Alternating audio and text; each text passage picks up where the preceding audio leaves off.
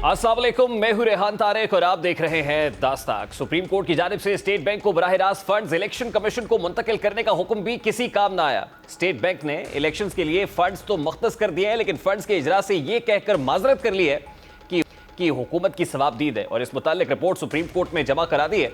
State bank ने अपनी report में इन वजूहात का तयन किया है जिस वजह से रकम इलेक्शन कमीशन को मुंतकिल करने से कासिर रहा है। इलेक्शन कमीशन भी फंड से मुतालिक सुप्रीम कोर्ट में रिपोर्ट जमा करा चुका है। इलेक्शन कमीशन ने सुप्रीम कोर्ट को आगाह कर दिया कि इंतखाबात के लिए फंड्स नहीं मिल सके।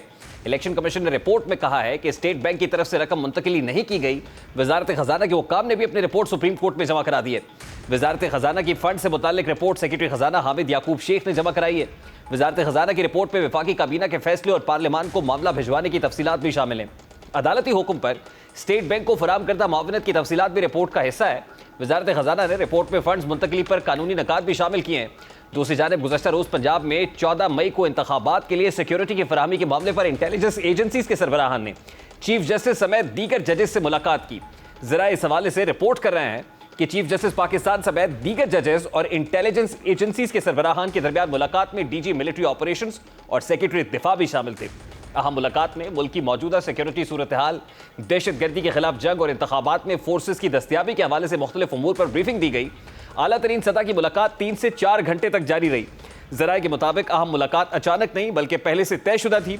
इसी सिलसिले में सुप्रीम कोर्ट में ड्यूटी पर मामूर अफसरान ने इन ओहदेदारान का इस्तकबाल किया और चीफ जस्टिस के चैम्बर तक पहुंचाया।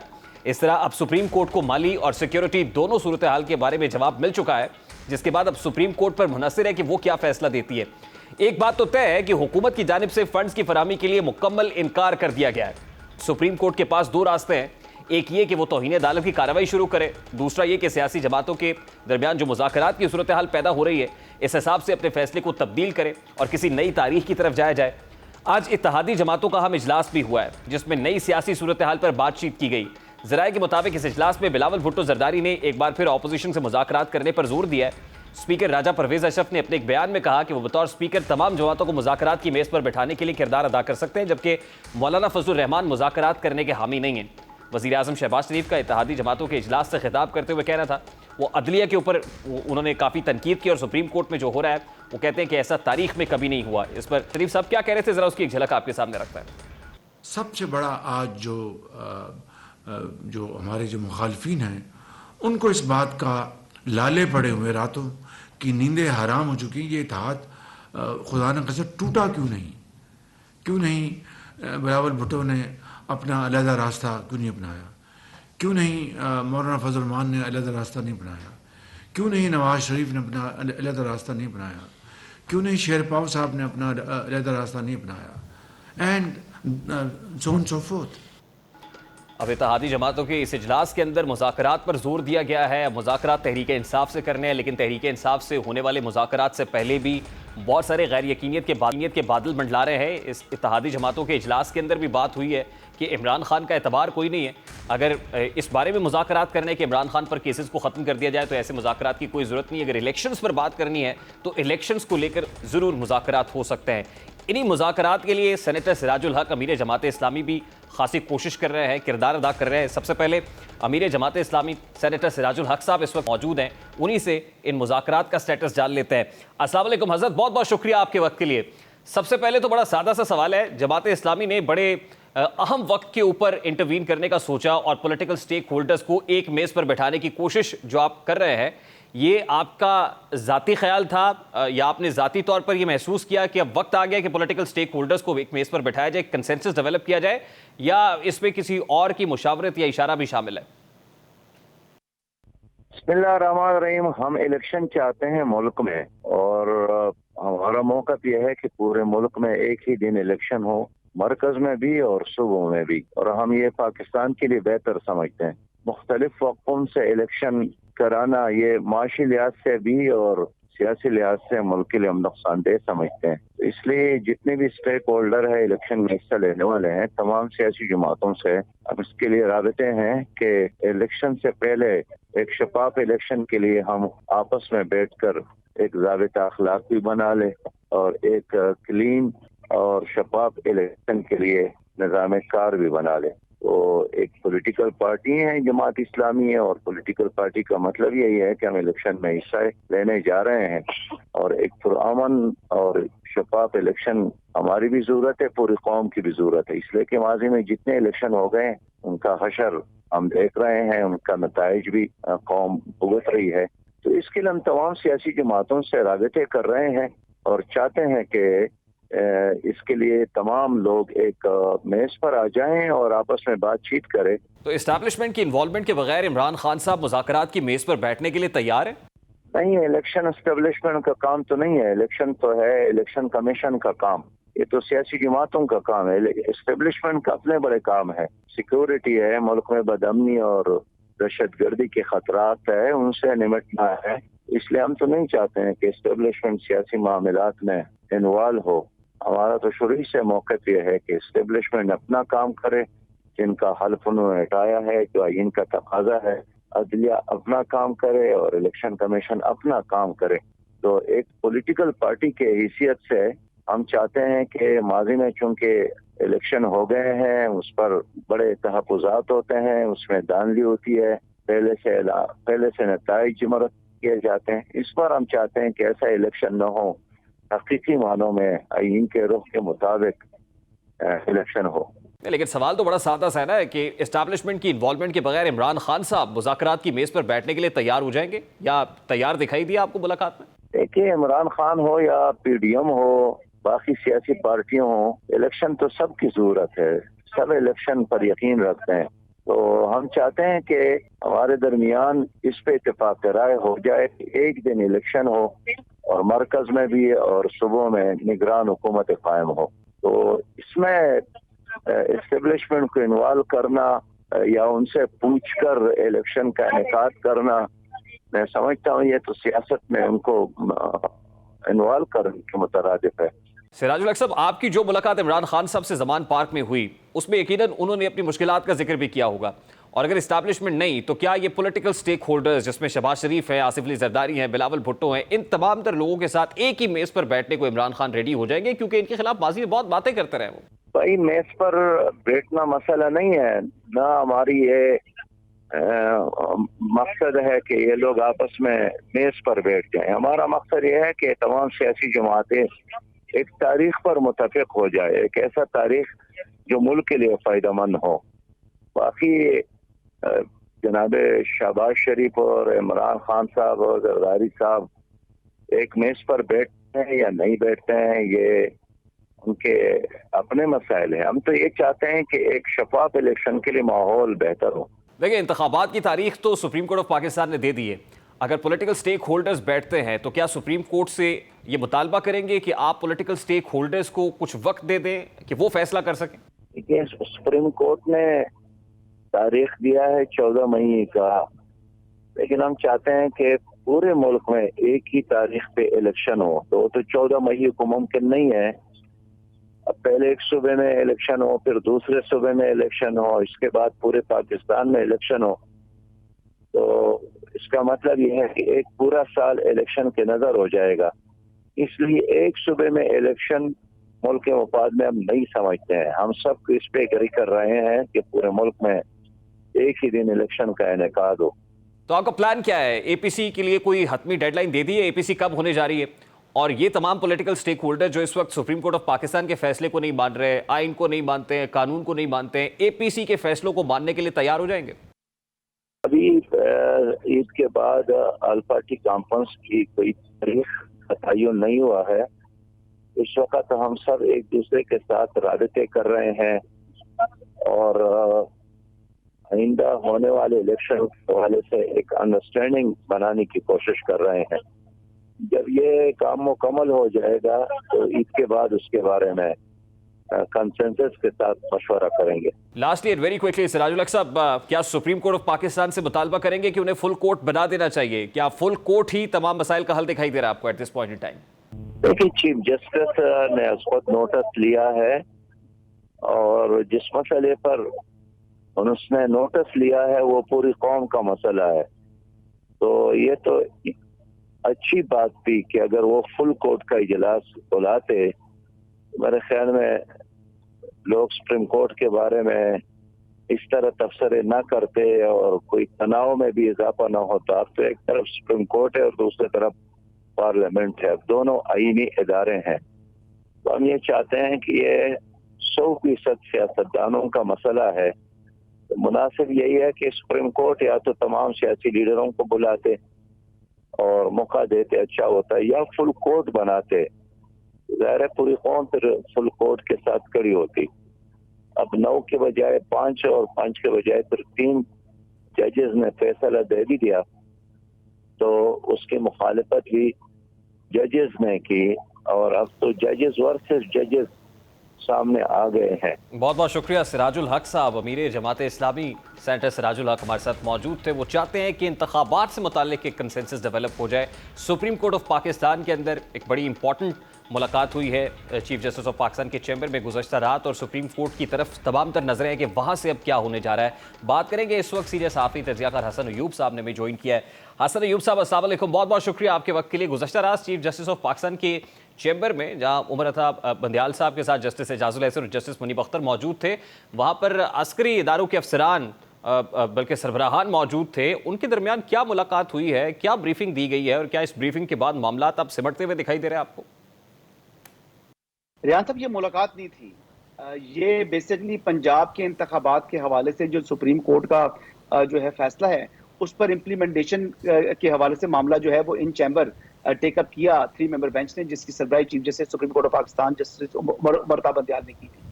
तो बेसिकली जो सिक्योरिटी या हसास इदारों के जो हुकाम आए थे, उनका नाम मैं नहीं लूंगा टेलीविजन के ऊपर, उसके में उन्होंने ब्रीफिंग दी और काफी इन लेंथ ब्रीफिंग हुई। और ये बेसिकली वही मामला था ना, ये ब्रीफिंग चीफ जस्टिस साहब को जब इस मरकजी मेन केस की समाअत कर रहे थे, जब जिसके लिए 3 मेंबर बेंच बनाया था, और उसी में ही ऑफर किया था सेक्रेटरी डिफेंस ने कि उन्होंने अदालत से इस्तदा की थी कि अदालत इन चैम्बर जो है वो हेयरिंग का मौका दे, जिसको रिफ्यूज किया था चीफ जस्टिस उमर अता बंदियाल ने। उन्होंने कहा था कि हम रिलक्टेंट हैं, हमने जो कुछ बात सुननी है आपकी, हम ओपन कोर्ट में सुनेंगे। और उसके बाद फिर वो तहरीरी तौर के ऊपर इन राइटिंग जो है वो सबमिशन आ गई थी MOD की तरफ से, मिनिस्ट्री ऑफ डिफेंस की तरफ से। तो ये बुनियादी तौर पर उसी का तसलसल था, जो काम उनको पहले करना चाहिए था, यानी नमाज जो है वो कज़ा करके दोबारा उन्होंने जो है ना वो अदा की है चीफ जस्टिस ने। नमाज कज़ा होने से नुकसान क्या हुआ इसकी तो मैं बात करूंगा, लेकिन हसास इदारे के सरबराहान जो वहाँ पर पहुँचे, उनको क्या चीफ जस्टिस ऑफ पाकिस्तान की तरफ से खुद बुलाया गया था, तलब किया गया था? क्योंकि इससे पहले तो सेक्रेटरी डिफेंस को बाउंड किया गया था कि वो 18 तारीख तक डिटेल्स देंगे। नहीं, जो ब्रीफिंग्स होती है ना, ये कंसर्न जो डिपार्टमेंट होता है उसी के लोग देते होते हैं, यानी डिफेंस सेक्रेटरी जो है वो कभी भी इतनी इन लेंथ ब्रीफिंग नहीं दे सकते। तो ब्रीफिंग देने के हवाले से जो सिक्योरिटी सिचुएशन है, वो जो लोग उन ऑपरेशंस को के हवाले से जो इन्फॉर्मेशन गैदरिंग कर रहे होते हैं, ये उनकी जिम्मेदारी होती है, या एग्जीक्यूटिव साइड जो होती है, यानी वो लोग जो है वो बेहतर तरीके से बता सकते हैं। लिहाजा ये कहना कि सेक्रेटरी डिफेंस ने देनी थी, नहीं, तो सेक्रेटरी डिफेंस भी अगर आते तो इन्हीं लोगों को लेकर आना था पहले भी, जब उन्होंने इस्तदा की। नहीं, लेकिन हसन अयूब साहब, हसास इदारों के अफसरान का मतलब सरबराहान का खुद मौके पर मौजूद होना इटसेल्फ एक बहुत बड़ी डेवलपमेंट और बहुत बड़ी खबर है। क्या वो कन्विंस कर पाए चीफ जस्टिस को और उन 3 जजेस को जो चैम्बर में मौजूद थे? आप बार बार सरबराह कह रहे हैं, मैं अफसरान कह रहा हूँ, आप बात फर्क देखें। आप सरबराह बार बार कह रहे हैं, मैं नहीं कहूंगा कि कौन था कौन नहीं, लेकिन आप सरबराह पर आपका जोर है और मेरा आप मेरी खबर की तरदीद कर रहे हैं अफसरान पर। मैं कुछ भी नहीं कर रहा, ना आपकी तस्दीक कर रहा हूँ ना तरदीद कर रहा हूँ। नहीं, जहां तरदीद ना की जाती हो वहां इसका मतलब होता है कि 50% तस्दीक ही कर रहे हैं आप। देखें, कुछ चीजें ऐसी हैं जो कि मेरे जो है ना वो I can not even talk about दोस्त, जिन्होंने कॉन्फिडेंस में मुझे बात बताई है। लेकिन बहरहाल आपके लिए जो बेहतर बात ये है, समझने की व्यूअर्स के लिए भी, वो ये है कि ये बट हसन साहब, this news is out in hearing थी, this news is now out in the market now. देखिए, गलत खबर, देखिए कोई आदमी अगर एक आदमी दे रहा है सोशल मीडिया के ऊपर गलत खबर दे रहा है, उसकी क्रेडिबिलिटी नहीं, तो उसकी बात की वैल्यू नहीं है। वो जो खबरें रिपोर्ट हो रही है वो गलत है, कर देगा। बहुत सी खबरें गलत हैं जी, और उसको पहली बात तो ये गलत है कि वो कह रहे हैं कि मुलाकात है। ये मुलाकात नहीं है, ये हेयरिंग है, और इसका ऑर्डर भी आएगा। और यकीन करें कि मुझे तो ये लग रहा है कि जैसे आज जो कि आपके सामने फाइनेंस मिनिस्ट्री की तरफ से, इलेक्शन कमीशन की तरफ से और जो स्टेट बैंक की तरफ से जो रिपोर्ट जमा हुई हैं, उनको भी मिलाया जाएगा। और जो सिक्योरिटी हुकाम ने या अस्करी हुकाम की जानिब से, जो हसास अदारे के अफसरान की जानिब से जो ब्रीफिंग दी गई है, इस तमाम को इनकॉर्पोरेट करके एक ऑर्डर दे सकती है सुप्रीम कोर्ट ऑफ पाकिस्तान। अपना जो आइंदा का ऑर्डर होगा कि आइंदा का लाइमल क्या होना है, यानी किस सिमत में ये मामला बढ़ेगा, ये इसके ऊपर जो है वो इन राइटिंग एक तहरीरी ऑर्डर जारी करेगा ये 3 मेंबर बेंच। ये 3 मेरी मेंबर बेंच इस apprehension ब्रीफिंग है। से मुतमईन है? बिल्कुल मुतमईन है, बल्कि इसमें सबसे बड़ी वाजे जो इसका एक सबूत ये है कि जब ब्रीफिंग हो चुकी, सब कुछ केस खत्म हो चुका, तो जब केस खत्म हो चुका तो फिर अटॉर्नी जनरल फॉर पाकिस्तान से तीनों जजेस ने कहा कि आपने जब ये केस की समाअत हो रही थी उस वक्त हमें ये पहलू क्यों नहीं बताया, ये बातें हमें इन बातों से पहले आगाह क्यों नहीं किया गया। अब ये बात और अच्छी खासी नाराजगी का इजहार किया 3 मेंबर बेंच ने attorney general for Pakistan Mansoor Awan साहब से। तो इसका मतलब यही है कि उन्होंने जो ब्रीफिंग मिली है उसको तो संजीदगी से लिया है, लेकिन आगे उस पर अमल दरामद क्या करते हैं, क्योंकि इस वक्त मामला जो है वो आइन और कानून पर अमल दरामद से कम और अना का ज्यादा बजाय दिखाई दे रहा है, क्योंकि जो 8 रुकनी बेंच बनाया गया था जिसमें पार्लियामेंट के इख्तियारात को, जो कि बिल अभी वजूद में नहीं आया था, अभी वो एक्ट नहीं बना था, कानून नहीं बना था, उस पर अमल दरामद पहले सुप्रीम कोर्ट ने रोक दिया है। तो बहुत सी अनहोनियां हो रही हैं इन दिनों में। तो आपकी इतलात क्या है, इस ब्रीफिंग के बाद भी अना, जिद और हटदर्मी बरकरार है या किसी हद तक शेक हुई है वो? देखिए, मैं हटदर्मी का लफ्ज तो 3 मेंबर बेंच के बारे में बिल्कुल नहीं बोलूंगा। नहीं, मैं तो 3 मेंबर बेंच की बात ही नहीं कर रहा, मैं तो हर तरफ की बात कर रहा हूँ। मैं तो हर तरफ अना, जिद और हटदर्मी की बात कर रहा हूँ। मैं पूरे मुल्क के अंदर ये फजा है। 3 मेंबर बेंच की बात कर रहा हूँ। देखिए ना, जहां से मामला खराब हुआ वो तो 3 मेंबर बेंच ने खराब किया ना। इतनी बात तो करने का मुझे भी राइट है कि देखें, जो चीज आपका काम करने का है ही नहीं, जो इलेक्शन कराना जिम्मेदारी इलेक्शन कमीशन फॉर पाकिस्तान की है, उस मामले में आप क्यों आए हैं? बहुत बहुत शुक्रिया। हसन अयूब साहब हमारे साथ मौजूद थे और मुलाकात में ब्रीफिंग जो हुई है उसको ब्रीफिंग कह रहे हैं, एक तयशुदा जो है वो वक्त के तहत हुई है और उस ब्रीफिंग के अंदर काफ़ी कन्विंस भी दिखाई दिया है 3 मेंबर बेंच। उसके बाद अब सुप्रीम कोर्ट ऑफ पाकिस्तान की तरफ से क्या अहकामात आते हैं और सुप्रीम कोर्ट कैसे एक्ट करती है, ये तो वक्त ही बताएगा। क्विक शॉर्ट ब्रेक लेते हैं और ब्रेक के बाद जब वापस आएंगे, कप्तान से मुलाकात की कीमत 1 करोड़ रुपए, ये रेट किसने मुकर्रर किया और ये कैसे हो रहा है, बात करेंगे इस ब्रेक के बाद हमारे साथ ही।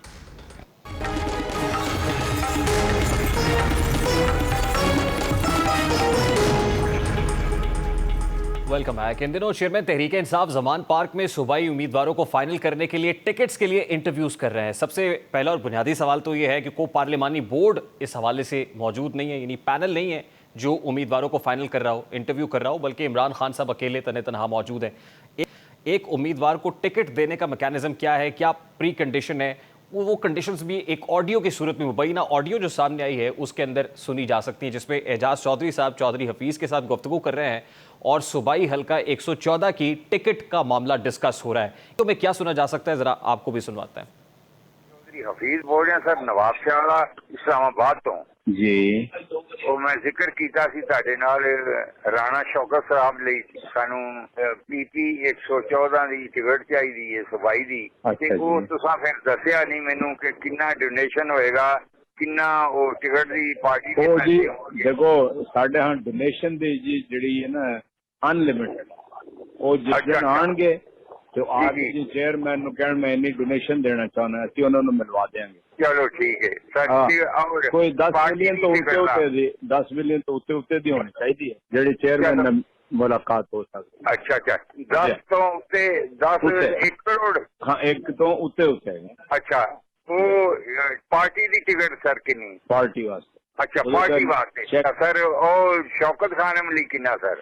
देखो जेड़ा शौकत खान वास्ते जी तुसी देना चाहो तो वो थोड़ी मर्जी है, जाहिर है सी ओदे वास्ते भी चाहते हैं कि लोग फंड रेज करें। बिल्कुल देंगे। और सर रोजियां तो पहलो मैं सदा उन्होंने बाद ही सदा नहीं अजकल जी जे टिकटां दे रहे हैं, जे टिकटां लेनी है तो अजकल की तुसी 114 च इंटरेस्टेड जे?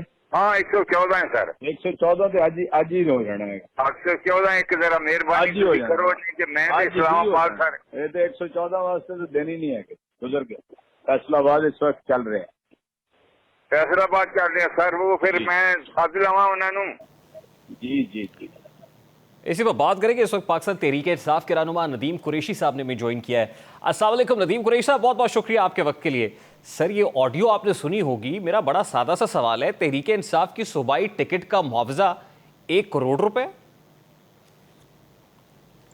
बिस्मिल्लाहिर्रहमानिर्रहीम। बस ये आखिरी इल्जाम रह गया था हम पर लगना, बाकी फैमिली लाइफ, जाती जिंदगी, प्रोफेशनल लाइफ, दीगर इल्जामात, गद्दारी, दहशतगर्दी और पाकिस्तान के आईन में, पाकिस्तान के जो फौजदारी रूल्स हैं, उनमें जितनी शिकें हैं वो सब अब पर लागू हो गई हैं। रेहान, मैं समझता हूँ पाकिस्तान तहरीक इंसाफ का बड़ा साफ सुथरा मैकेनिज्म है। किसी गैर तस्दीक शुदा बात पर इतना बड़ा इल्जाम आयद करना, वो कम अज कम आप जैसे आप पढ़े लिखे मैं इल्जाम नहीं, मैं तो आपसे पूछ रहा हूँ नदीम कुरैशी साहब, मैं तो आपसे पूछ रहा हूँ कि क्या 1 करोड़ रुपए ये मुबैना ऑडियो के अंदर जो कुछ सुना जा सकता है ये बड़ा संगीन है? मतलब कि इमरान खान साहब से मुलाकात के लिए आपको डोनेशन देनी है और डोनेशन 1 करोड़ रुपए से ज्यादा की होगी तो फिर आप टिकट के लिए कंसीडर होंगे। मैं तो आपसे मैकेनिज्म जानना चाह रहा हूं कि है क्या असल में ज़मान पाक में जो इस वक्त इंटरव्यूज चल रहे हैं, क्या प्री कंडीशन यही है कि पहले आप फंड्स देंगे और फंड्स की मालियत 1 करोड़ से ज्यादा होगी, फिर आप इमरान खान तक पहुंचेंगे, इंटरव्यू देंगे और फिर जाके कहीं फाइनल होंगे? वो भी पता कोई नहीं है, जमानत उसकी भी कोई नहीं है 1 करोड़ रुपया देने के बाद भी। ऐसा नहीं है, सब फेक न्यूज है। जब चाहे इमरान खान साहब से मिले, आप अपने दिल को जरा साफ करें, अपनी आंखों को जरा खूबसूरत करें। मैं आपकी मुलाकात इमरान खान साहब से करवाता हूँ। मैंने तो आपको पता है मैं खुद भी रुकने से मैंने तो कोई टिकट नहीं लेना इमरान खान साहब से। पैसों की डिमांड देखिए, आपकी अपनी मुलाकात हो गई, जब आप मेरी मुलाकात हो गई, आपका टिकट भी फाइनल हो गया। अब ये कल तक अनाउंस होगा जी, कल तक अनाउंस होगा। पैसे जमा करा दिए आपने? मैंने कोई पैसे नहीं जमा करवाए। रेहान साहब देखें, बात सुने यार, ये भूख से मरती कौम है, गंदुम के लिए मरती कौम है, आटे के लिए मरती कौम है। अच्छा चले, मुझे एक सवाल का जवाब दें। बिजली, पेट्रोल, आप अच्छा मेरे एक सादा से सवाल का जवाब। इसके अलावा पाकिस्तान में कोई चीज नहीं आता। अच्छा चले, सवाल का जवाब। इस वक्त जो देखिए पार्लियामानी बोर्ड होता है जो टिकटों को फाइनल करता है, जो तस्वीर मेरी नजर से गुजरी है उसमें तो इमरान खान साहब अकेले ही टांग पे टांग रख के बैठे हुए, कोई पार्लियामानी बोर्ड नहीं है उसमें। वो अकेले ही बड़ी, मतलब जिस अंदाज में बैठे हैं, मैं उसको कैसे डिस्क्राइब करूं? वो तस्वीर आप देखेंगे तो आपको भी लगेगा कि यार ये जो बंदा है टिकट लेने के लिए आया है या कोई ये भीख लेने के लिए आया हुआ है। तो क्या कोई इमरान खान साहब तने तन्हाई कर रहे हैं इंटरव्यूज? सुनिएगा, इंशाल्लाह वो इसी तरह से टांग पे टांग रख के हमेशा बैठा करेंगे और उनको देखकर हसद भी की आग में जलने वाले ऐसे जला करेंगे। हमारा district parliamentary I'm really sorry, ये नहीं, you should take your words back। मैं ये नहीं कह रहा हूं, मैं ये कह रहा हूं कि क्या एक इंडिविजुअल कर रहा है, ये नहीं बतौर पार्टी चेयरमैन इमरान खान साहब टिकट्स को फाइनल कर रहे हैं? को पार्लियामानी बोर्ड है सर, पार्लियामानी रिवायात होती है ना सर, उसमें एक बोर्ड होता है जो टिकट्स को फाइनल करता है। शहनशाह जज्बात, अगर कोई मुझे सिर्फ 20 सेकंड, अब आप जिस तरह की कॉनोटेशंस आप इस्तेमाल कर रहे हैं नदीम कुरैशी साहब, नहीं ऐसा कोई मसला नहीं है। ये इंटरव्यू ज़मान पार्क में नहीं हो रहा है। मैं बड़े इन एन ऑनरेबल वे आपसे पूछ रहा हूँ, इसलिए जो कॉनोटेशंस आप इस्तेमाल कर रहे हैं वो यहाँ नहीं। ये जिस तरह की शाही किस्म की जबान आप इस्तेमाल कर रहे हैं, ज़मान पार्क में एंटर होने के लिए इस्तेमाल की जाती है, यहाँ कोई ऐसी कोई गुंजाइश नहीं है सर, कोई मसला नहीं है। आप इजीली कंफर्टेबली बात करें। ज़मान पार्क में तो बड़े सादा लोग बैठे हैं, सरकार सल्लल्लाहु अलैहि वसल्लम की महफिलें हो रही हैं, दरूद की महफिलें हो रही हैं, कुरान पाक की तलावत कुरान पाक हो रही है, अल्लाह का जिक्र हो रहा है, मेहमान आ रहे हैं, मुसाफिर आ रहे हैं, उनकी मेहमान नवाजी हो रही है। मैं आपकी बात नहीं कर रहा, आप तो मुझे बड़े अजीज हैं। मैं पूरी पाकिस्तान तहरीक इंसाफ के अगेंस्ट जो लॉबी इस वक्त काम कर रही है उन सबको इमरान खान के कपड़ों के कलर पे, इमरान खान के देखे ना, फिर मेरा सवाल फिर कहीं बहुत पीछे चला गया। पर एतराज है, मेरा सवाल आपने सुना ही नहीं। जवाब देता हूँ देखें, जवाब देता हूं सर। पहले डिस्ट्रिक्ट पार्लियामानी बोर्ड्स बने हैं, डिस्ट्रिक्ट्स ने 3 नाम, पहले ज्यादा नाम थे, फिर उसको रीजनल पार्लियामानी बोर्ड्स ने 3 नामों पर कंपाइल किया, फाइनलाइज किया, और वो 3 लोग जहां 3 से ज्यादा थे। और मैं बता दूं, ऑनर तहरीक इंसाफ का, ये जी तहरीक इंसाफ की, आम आदमी की जी के तहरीक इंसाफ पाकिस्तान की वो पोलिटिकल पार्टी है इस वक्त जिसको एक सूबाई हल्के में 40 लोग कैंडिडेट्स हैं, जबकि हमारे अपोनेंट आप पीपल्स पार्टी और PMLN से पूछेंगे, पंजाब के तमाम हल्कों से उनके पास कैंडिडेट्स ही नहीं है। 112 लोगों ने PMLN को टिकट अप्लाई किया था। आप ये कह रहे हैं कि पहले पार्लियामानी बोर्ड इंटरव्यू करता है, फिर इमरान खान साहब इंटरव्यू करते हैं, आप ये कह रहे हैं? आप ये कह रहे हैं कि यही मैकेनिज्म है? जी यही मैकेनिज्म है। और अच्छा मुझे बताइए नदीम कुरैशी साहब, आपने कितना फंड दे दिया पार्टी को टिकट लेने से पहले? क्योंकि वो फाइनल कल होना है। मैं बिल्कुल करूंगा, जो आप कहेंगे मैं बिल्कुल करूंगा। जी बताइए। मुझ समेत हम सब लोगों ने पाकिस्तान तहरीक इंसाफ को अपने जिंदगी के बेहतरीन दिन दिए हैं और तहरीक इंसाफ ने हमें बड़ी ऑनर दी है। हम वो 186 लोग हैं जिन्होंने परवेज इलाही को कॉन्फिडेंस का वोट उस वक्त दिया था जब पिछले रमजान में नहीं, आज ही की तरह रमजान मुबारक था, पिछले अप्रैल का, और मंडियां लगी हुई थी। नहीं बिल्कुल ठीक है, लेकिन पार्टी कोई ममनुआ फंडिंग पे तो नहीं चल रही होगी ना आपके बकौल? वैसे ममनुआ फंडिंग केस तो है, फॉरेन फंडिंग केस भी है, उस पे तो नहीं, जाहिर अपने लोग ही डोनेशंस वगैरह भी देते हैं। तो मैं तो इस जुबान में पूछ रहा हूँ, आप फिर उसको जो है वो जाती ले गए इस मामले में। गुजारिश करूँ, जो लोग आपको सुन रहे हैं ना, आप नहीं कर रहे होंगे, लेकिन कुछ लोगों की सहूलतकारी आपकी फिक्रों से हो रही है, वो मुड़े मुतमईन हो गए हैं। मेरी सुन ले, पाकिस्तान तहरीक इंसाफ के पास इस तरह का कोई सिस्टम नहीं है।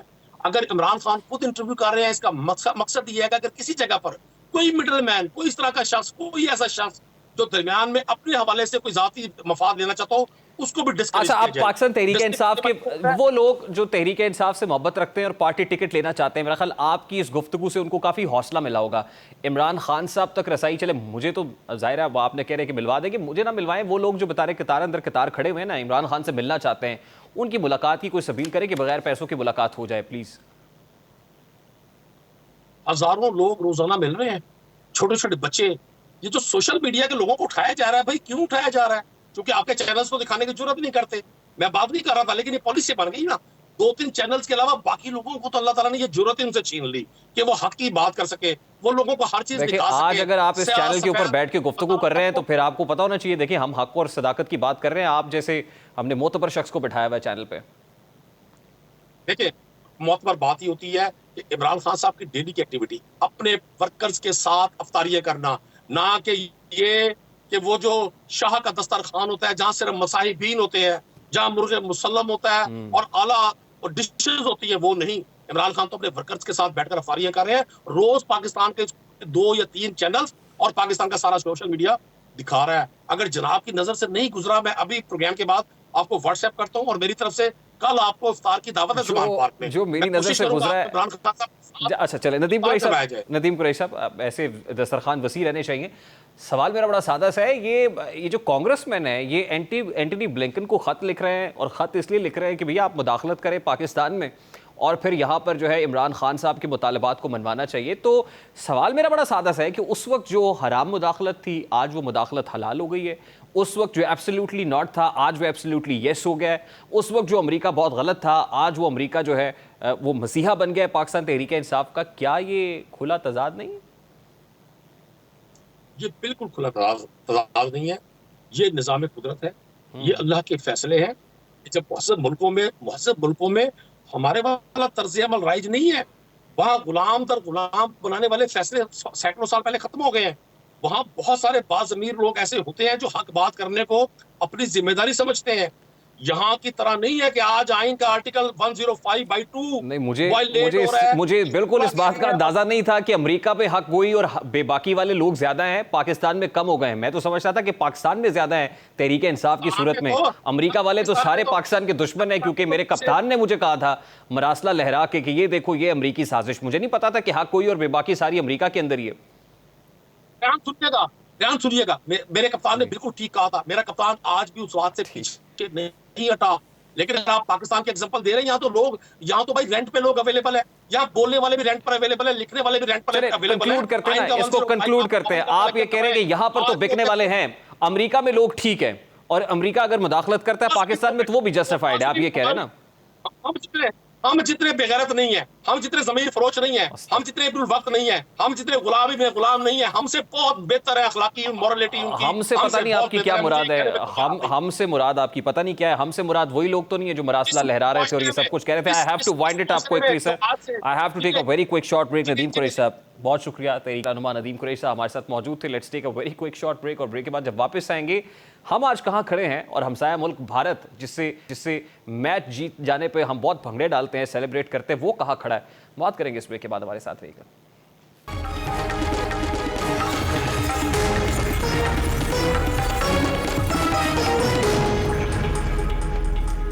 इंडिया और पाकिस्तान को अंग्रेजों की गुलामी से निजात हासिल की 75 बरस गुजर चुके हैं। दोनों मुल्क एक ही वक्त में आज़ाद हुए, लेकिन आज दोनों करीब करीब बिल्कुल मुखालिफ सफ़ में खड़े हैं।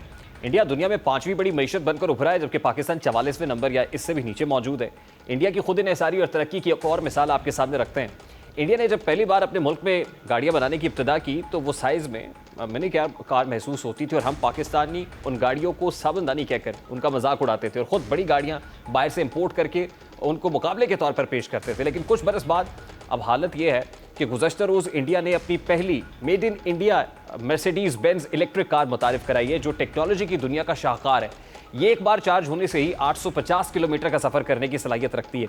ये सिर्फ 4 सेकंड्स में सफ़र से 100 किलोमीटर तक जाने की सलाहियत, ये पोटेंशियल भी रखती है। दूसरी जानिब पाकिस्तान की ऑटोमोबाइल इंडस्ट्री की बात की जाए तो इसकी ज़बूहाली का अंदाज़ा इससे भी लगाया जा सकता है कि Honda Atlas cars limited company March 2023 में होंडा सिविक का एक भी यूनिट फरोख्त नहीं कर सकी है और कंपनी ने 9 मार्च से अपनी प्रोडक्शन बंद की हुई है। और जो ऑटोमोबाइल इंडस्ट्री है उसकी बात की जाए तो वो भी तबाही के दहाने पर खड़ी है।